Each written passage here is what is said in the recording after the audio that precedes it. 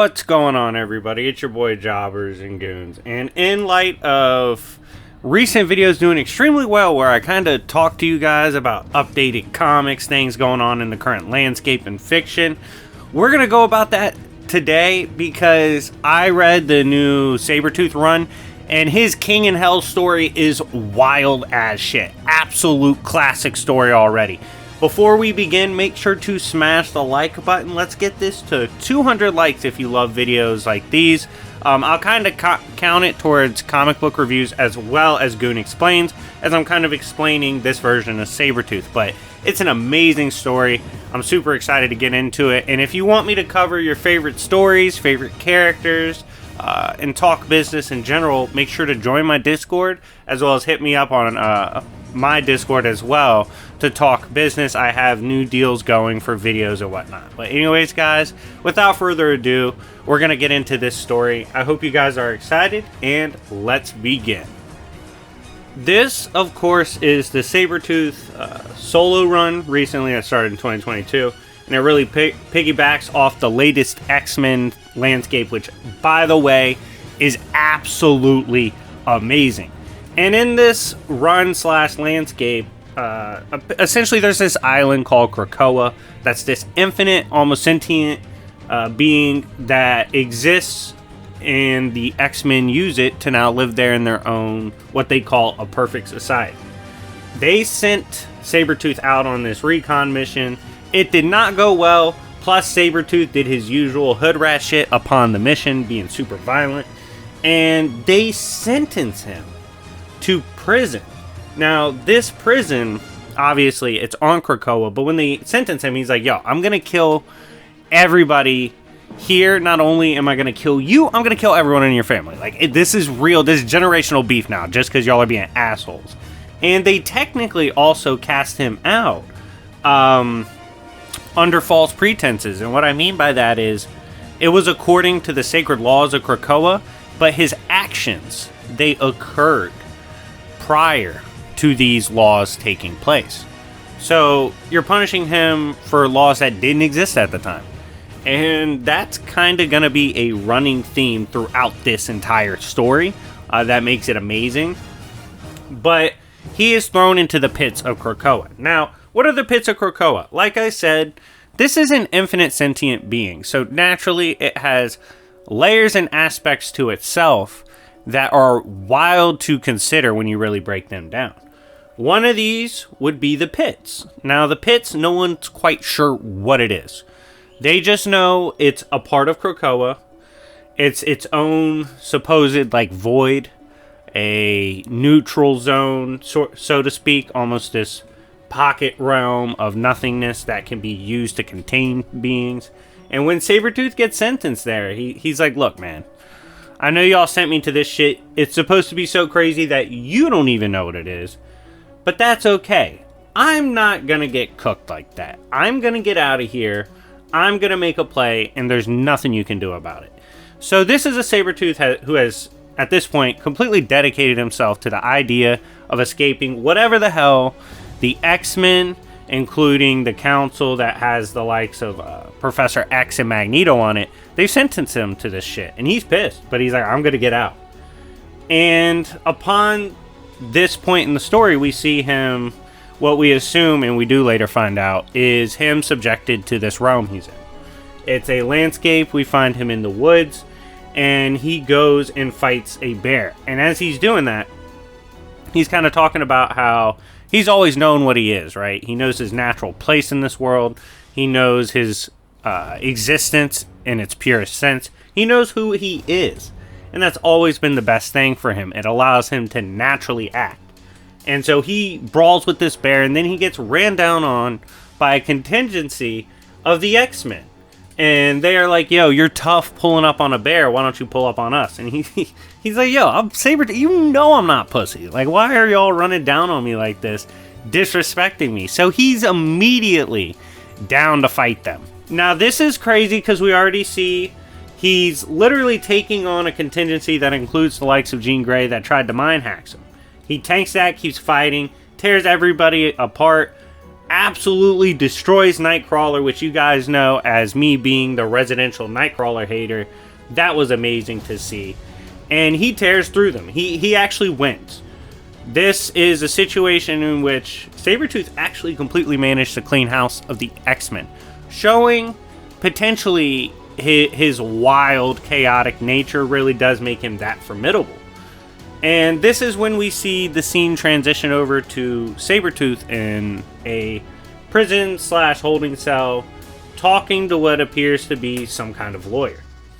And this lawyer is saying, look, you've actually been placed in a prison. You are currently in a prison on Krakoa that is not designed like anything you know. This is not a particular place or idea that you are familiar with. You are in new territory, Sabretooth. For as much shit as you've done in your life, for as much chaos as you've caused, as much carnage, as many wars as you've been in, all this, you don't quite know what you're dealing with at this point.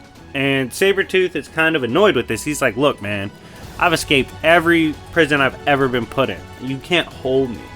I already got out. Like, I'm good. I was just running through the forest, putting people down. And so the guy goes, do you know where you are right now?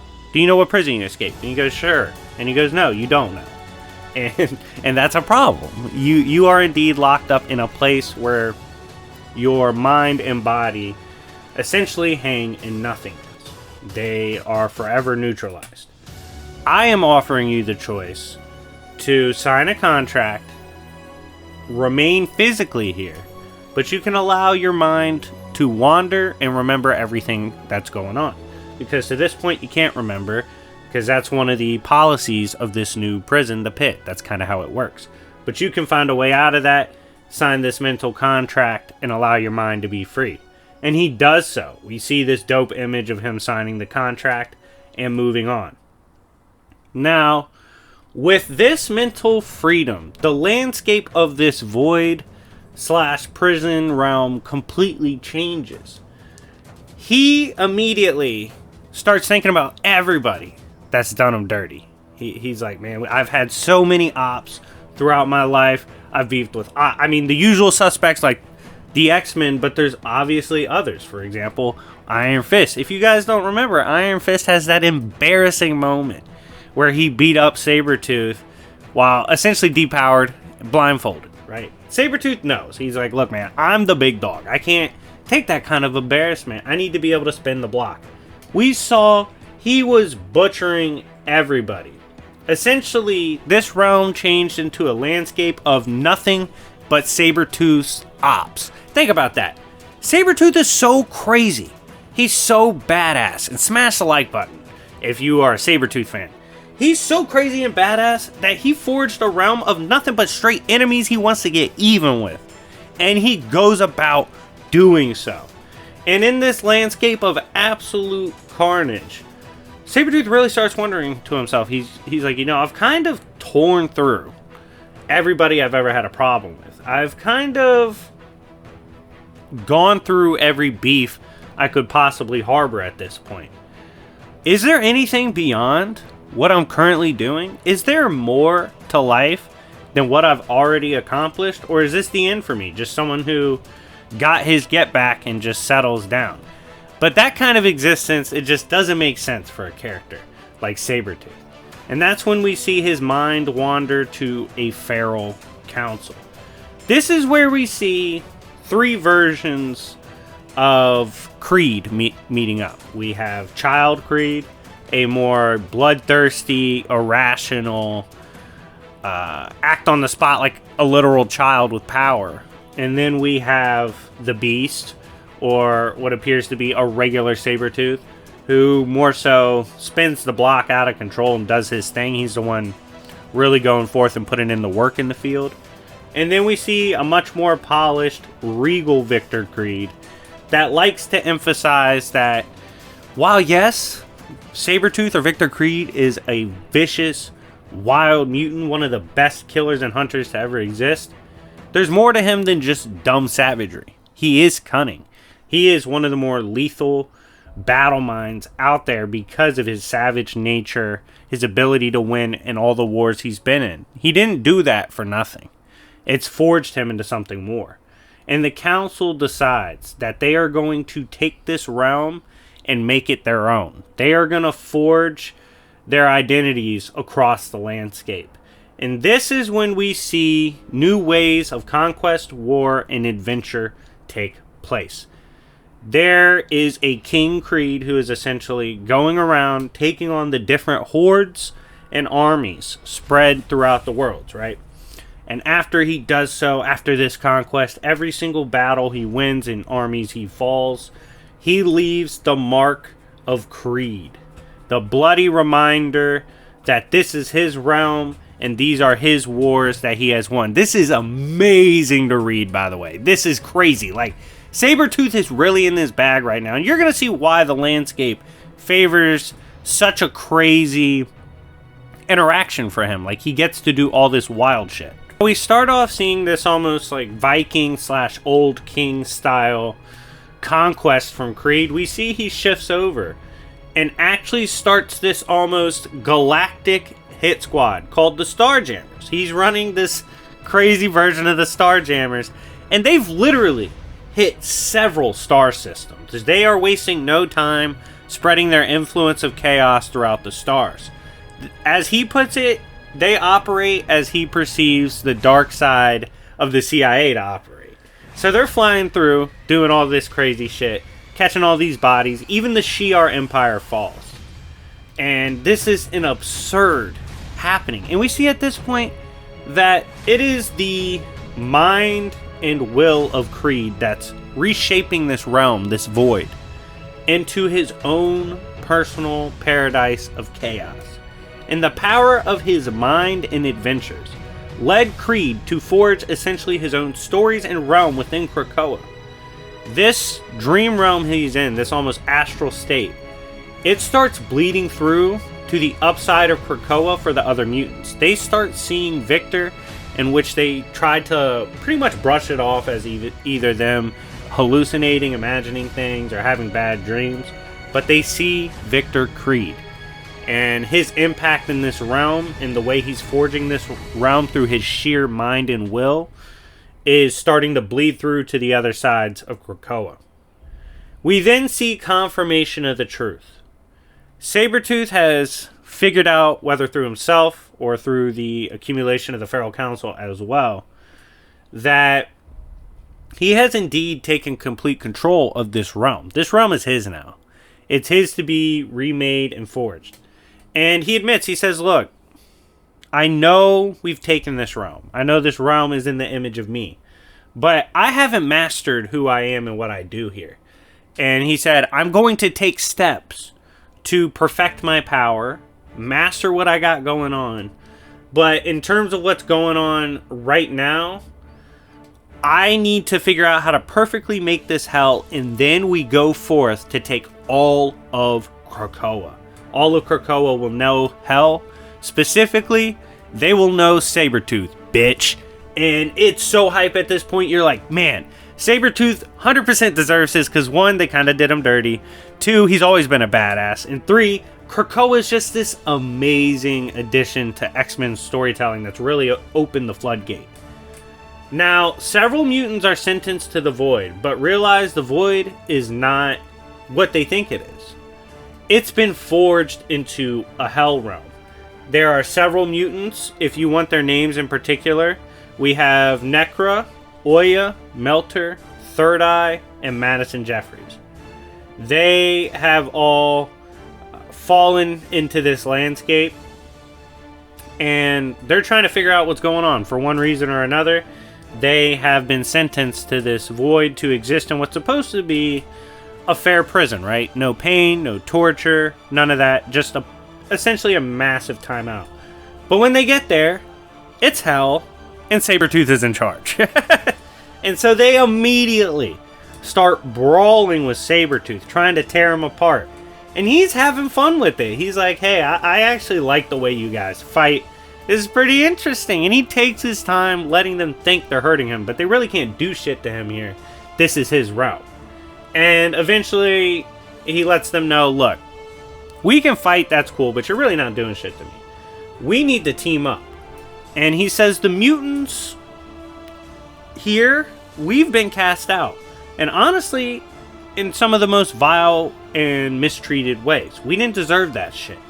So what are we going to do? We're going to revolt. And he says, Satan had 5 angels that he took to revolt against God. They think they're gods up there. They think they can judge us and cast us into heaven or hell. We will fight back. And we see Sabretooth has now, what appears at least to a degree, got some backup in his attempt to take Krakoa and get back at the mutants. Creed then teaches the others manifestation. What is that? Well, it's kind of a confirmation of how he initially was making himself seen across Krakoa. Through mind and will, one can manifest themselves on other parts of a realm or in different realms. And so he taught them the idea of actually manifesting themselves and mastering this ability and further walking along Krakoa to try to get others to aid them in escaping the void they are currently stuck in. The others then begin to reach out to other mutants on Krakoa. Now we see upon the recruiting of this task force to manifest, they meet some of the more outcast parts of society in Krakoa, including the likes of Skin, who to some would probably be a useless mutant. And he's talking about society and says, yeah, we're equal here, but there's more equals. There's people with more equality than we have. They kind of get to do whatever the hell they want, and they exist where they want. And he says, for us, even though we're technically treated fair here, we know we're not equal with them.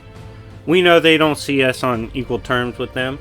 And he goes, why are you manifesting here, though? Like, what's going on? And he says, we're kind of trapped in this prison, treated like you were, but I'm supposed to be raising this army to fight back, take Krakoa, but that's not really who I am. I'm not an invader. I'm not a conquest guy. And that's where we see there are others within this group that are also turning their back on Creed. They either believe in the plans of Professor X. They think that even though they got cast down here, X and Magneto and all of them care about what they think and what they believe. All that. This, regardless of how you feel, regardless of where you stand, and I definitely want you guys to get in the comment section and debate this, who's in the right here, Sabretooth or the other X-Men. But regardless of how you feel, this is a real dispute going on. And it kind of draws the line for the team that's all cast in hell. That's how extreme of an idea it is. And we see that Sabretooth had actually planned for this. He was like, I know they're going to flake on me. I know they're going to do some bullshit. I'm fine with that. And as a result, he was ready for this. And he said, no one gives me credit for how smart I am, but I'm ready to fight back. And I'm ready to get out of here. And I'm smart enough to do it. And we see one of the mutants starting to try to burn their bodies. Because obviously at this point, in this realm, only your mind's really wandering, not your body. Your body's all in one place. So he's trying to burn them all.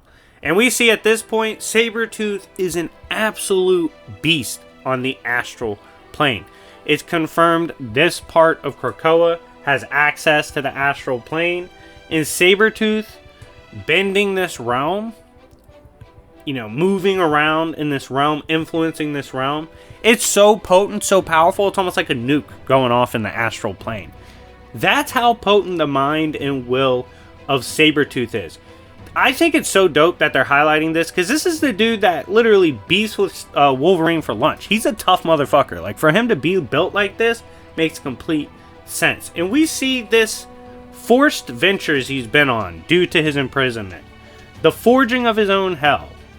The bonding he had with this void within Krakoa, it's actually bonded, quite literally, Sabretooth with Krakoa. He has now almost become part Krakoan in his ventures and forging of the realm. This is insane to consider, given how strong Krakoa is. Now, the streets we see are starting to kind of side with Sabretooth. We see Sabretooth kind of manifest and eavesdrop on some of the citizens of Krakoa. And they're having a genuine discussion about Sabretooth. And they say, look, we know he's a bad guy. but the crimes he committed was in the interest of mutant kind, and he broke laws that didn't exist yet.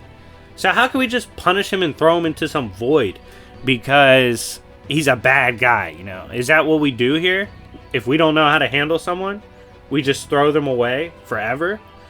And Sabretooth realizes at that point, like, man, the streets are starting to see my side. Like, even if you hate me and what I am, and because I know I am a monster, to judge me before I even have a chance to do so is kind of crazy and downright scary in terms of a total control over Krakoa and all its citizens. It could go too far in an instant. Sabretooth then brings all his angels together to show them the injustice of Krakoa. One man's monster is another man's hero. He explains to them, he's like, I know you guys think I'm crazy. I know you guys think I'm the worst thing to ever exist. But I need you to understand, this King of Hell power I've taken, this form I've taken, this pretty much bond I've forged with Krakoa, I'm going to save the mutants. We have mutants up there playing God. It's going to fuck us up. And they don't have a right to do that. I don't care if you think I'm bad for it. But I'm getting my revenge. I'm getting back at them. I'm taking them out of power. Fuck them. They can't do that. Like, we're not going out like that. And Sabretooth, locking in at this point, basically is making the point that one man's monster is another man's hero. And although they won't be loved by everybody, a lot of people will be rooting for Sabretooth and his cause of complete liberation. Krakoa then makes a new deal with Sabretooth, as his mind and spirit seem to have almost altered it. And we see him basically make the case that, look, I know you started out with my mind being free, but you also didn't expect me to do all I did and become who I became. It's time to make a new deal.